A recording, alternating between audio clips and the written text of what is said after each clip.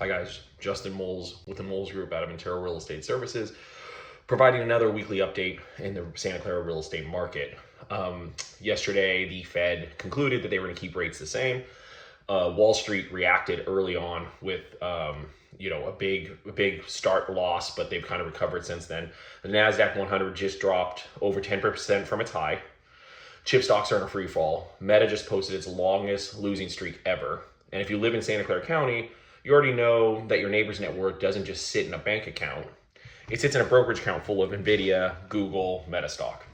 So the question I've been getting all week from clients, from other agents, from people in my golf league, is this the beginning of real estate slowdown or is this just noise? I pulled a market correction report this week from a group I follow, the Bass Rocks Tide Report. And I want to walk you through exactly what it says and then translate it number by number into what it actually means for home values right here in San Jose, Los Gatos, Cupertino, Sunnyvale, and the rest of Santa Clara County. Stick around because by the end of this video, you'll understand something most homeowners here don't. Real estate in this country doesn't move with a stock market in real time. It moves about 6 months behind it. And that lag is either the most useful piece of information you'll get all year or the thing that catches you off guard.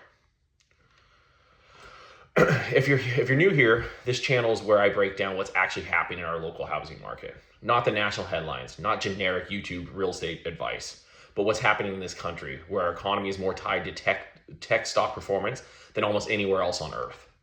Today's video has 3 parts.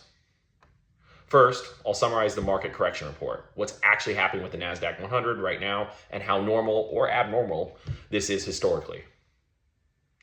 Second, I'll show you the actual history of how tech stock corrections have hit Santa Clara County home prices, going back to the dot-com bust in 2001 all the way through to 2022. And third, I'll tell you what I'm seeing right now in July 2026 in our local market and what I think happens next for buyers and sellers here. Let's get into it. So here's a plain English version of the report. The Nasdaq 100, which is basically the index of the biggest tech and semiconductor companies, many of which are headquartered right here in our backyard, the center of basically the tech universe, has fallen more than 10% from its recent high. That officially puts it in correction territory. Now, the word correction sounds scary, but here's the data point that matters most. A 10% correction is one of the most common things that happens in markets. It's not a rare event. Going back to 1928, the S&P 500 has had a 10% correction on average about every 19 months. Roughly once a year. Since 1980, we've had a 10% plus drop in 24 of the last 46 years. That's essentially a coin flip in any given year. And in the last decade alone, there have been roughly 8 of these corrections. February 2018, a 10.2% slide in 2 weeks, tied to inflation fears and the volatility spike. Took about 241 trading days to fully recover. Q4 of 2018, a nastier 19.8 near bear market drop as the Fed hiked rates, recovered within months once the Fed backed off. February to March 2020, we all know what that is, that's COVID, the fastest bear market in history, a 33.9 collapse in 33 days as COVID hit, recovery about 5 months. 2022, 4 separate legs down. This is kind of where we see inflation start just absolutely taking off. Adding up to about 25% bear market from January to October, driven by inflation and Fed tightening. That one took about a year to recover. August, October 2023, a quieter 10.3% pullback on a higher for longer rate fears. March and April 2025, 2 corrections back-to-back tied to tariff announcements when Trump, kind of came into office and implemented his policies, with April briefly exceeding 15% before the index recovered in about 89 trading days. And now July 2026, the one we're in the middle of, where chip and AI capex anxiety is dragging the Nasdaq 100 down while a broader S&P 500 has held up better. Here's the important nuance in this particular correction. Though it matters a lot for us specifically, this isn't generic broad market pullback. It's concentrating in semiconductors and AI infrastructure names. The SMH, that's a semiconductor ETF, is down more than 25% just in July. The Nasdaq 100 is having its worst July in 24 years. And Meta just posted its longest losing streak in company history, 10 straight days down. That matters here more than almost anywhere else in the country because those aren't abstract tickers to us. NVIDIA, Applied Materials, and a huge share of the semiconductor supply chain are literally headquartered in Santa Clara. Google's in Mountain View, Meta's in Menlo Park, Apple's in Cupertino. When the report says chip and AI capex anxiety, it's describing the paychecks, the stock grants, the confidence of a huge share of people who buy homes in this country. The report also points out something worth repeating here. This correction is coming down from an extreme high. The semiconductor ETF had gone parabolic, up 72% in just 90 days during Q2.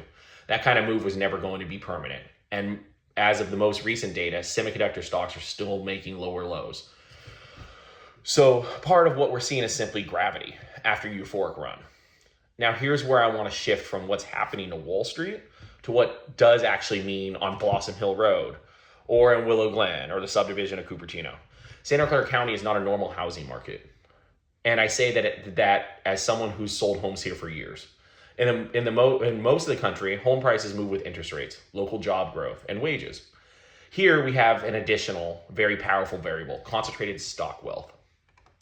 A huge share of buyers in this country aren't just earning a salary, they're sitting on restricted stock units, RSUs, that vest over time from the companies I just mentioned. When those stocks go up, buyers show up with six-figure, sometimes seven-figure cash down payments funded entirely by stock sales. I've seen this firsthand. Earlier this year, reports were circling about senior engineers at NVIDIA putting down $900,000 in cash on multi-million-dollar homes in Los Altos. Los Altos is the northern peninsula, and right now is very hot and high-end. Money that came entirely from RSUs that have appreciated dramatically over 18 months. That's not a fluke. That's become close to standard operating procedure here during the AI boom. The flip side is just as real. When those same stocks fall, and fall hard, like the semiconductor sector has this month, the wealth effect goes into reverse. Buyers who were planning to cash out stock from a down payment either have less to work with, or they simply get nervous and wait. And there's real research on this. A well-known analysis from the venture firm A16Z tracked this relationship for years and found something specific. There's roughly a 6-month lag between when tech stocks start falling and when home prices in this region actually feel it. Stocks are a liquid, instantly priced market. Housing is not. It's slow. It freezes up before it drops. And sellers hold firm on price long after buyers have already pulled back. So if you're watching this in late July 2026 and wondering why hasn't my neighborhood price dropped yet, even though tech stocks are down 10 to 25%, that's why. The lag is real. And historically, it's been about half a year. Let's talk about the dot-com bust in 2001. This is the closest historical parallel to a pure tech stock-driven correction because unlike 2008, it wasn't a credit or lending crisis. It was a stock and business model bust. Exactly what triggers today's Nasdaq corrections. Santa Clara County single-family home prices fell about 19% from their peak in Q2 2000 to their low in Q4 2001, according to local market data compiled by area brokers. Zillow's own research on this period found San Jose home values specifically fell 7.5% between May 2001 and January 2002.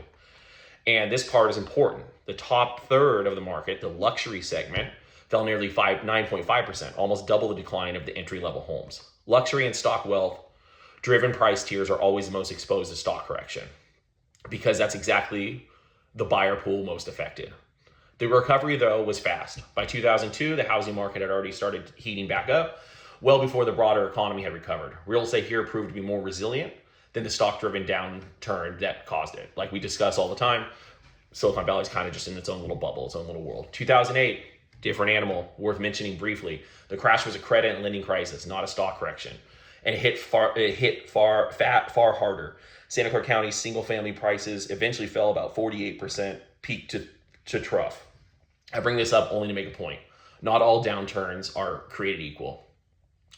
What we're looking at today is nothing like 2008. There's no subprime lending crisis, no mortgage fraud, no over-leveraged housing bubble. This is a stock market correction in a specific sector. Structurally, it looks more like 2001 or 2022 than 2008.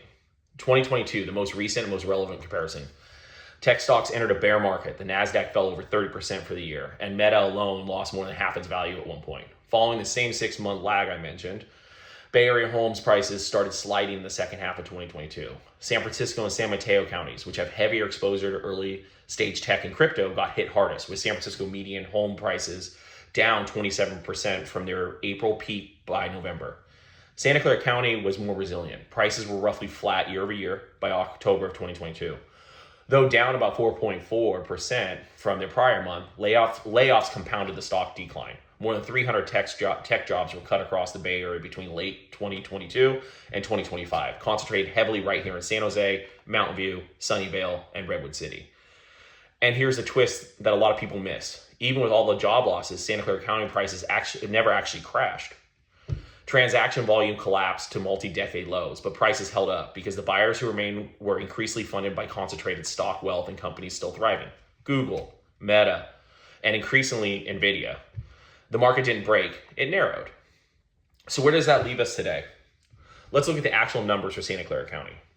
As the most recent data this month, the county's median single-family home price sits at a range of 1.6 to 2.1, depending on the data source and the exact time window.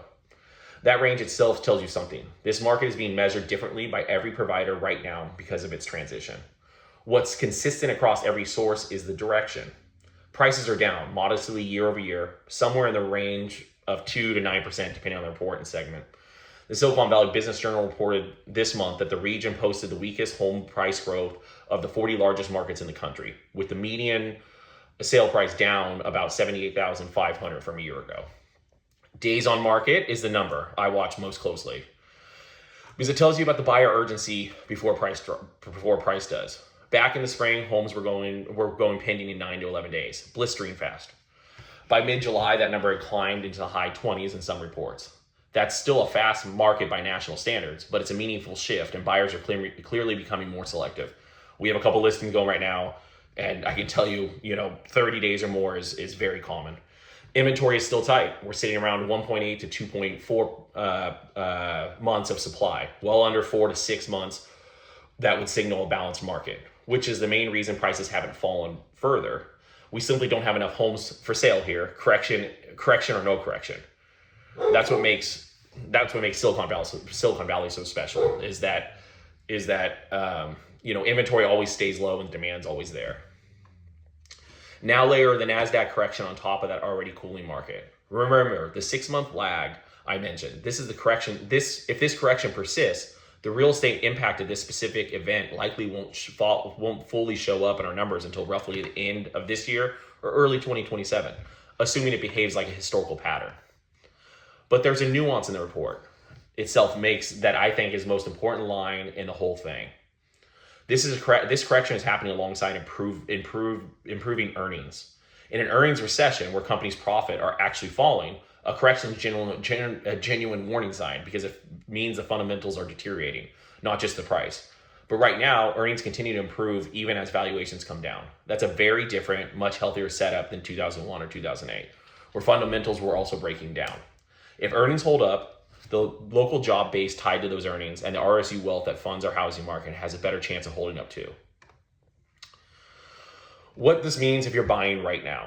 If you're a buyer in Santa Clara County right now, here's my honest read. You're not going to see a crash. Every hysterical comparison, 2001, 2022, shows this market bending, not breaking, even during much sharper and longer tech downturns than the one we're in today. What you likely will see if this correction extends is a slower pace, days on market creeping higher, a few more price reductions, sellers becoming more negotiable on contingencies and closing timelines, and less of the frantic multiple offer environment we saw earlier this year. That's actually an opportunity, especially for buyers. If you've been priced out of bidding wars in Cupertino, Sunnyvale over the last 2 years, a correction like this, especially one hitting the very stock market wealth that's been fueling these bidding wars, is exactly the kind of environment where patient, well-qualified buyers get a better shot. What this means if you're selling right now, this is out to me, all my sellers, because I know they're frustrated. If you're a seller, don't panic, but don't ignore this either. The report's own language is a good guide. Markets typically stabilize, go through a few false starts, and then move off the low into a series of higher highs and higher lows. We are likely closer to the beginning of that stabilization process than the middle of a collapse. But it also means pricing realistically matters more right now than it did 6 months ago. The 15% over asking multiple offer dynamic that defined the spring market is fading. Price your home based on today's data, not last quarter's headlines, and you'll still transact quickly. Homes here are still selling in under a month in most segments. Here's my take. Here's how I'm framing this for my own clients right now. Corrections are like a storm. They eventually pass and leave the market refreshed. That's true of the stock market, and historically it's been true of Santa Clara County real estate too, even during the sharpest tech-driven downturns of the last 25 years. What I'm watching for, personally, are the same signals professional investors watch for in the stock market. Stabilization in the semiconductor names, a shift in Meta and a broader Nasdaq 100 back above their key moving averages, and confirmation that earnings keep holding up even as prices have corrected. When that happens on the stock side, expect the housing effects, if there are any beyond what we're already seeing, to show up roughly 6 months later, not immediately. In the meantime, my advice is simple. Don't make a 5-year decision based on a 2-week headline. If you're buying a home to live in for the next decade, a 10 to 25% pullback in NVIDIA or Meta stock 6 months ago or 6 months from now isn't the thing that should drive your decision. Your job stability, your down payment, and your long-term plan should. If you found this breakdown useful, hit subscribe. I put out market updates like this specifically for Santa Clara County, not generic national real estate content.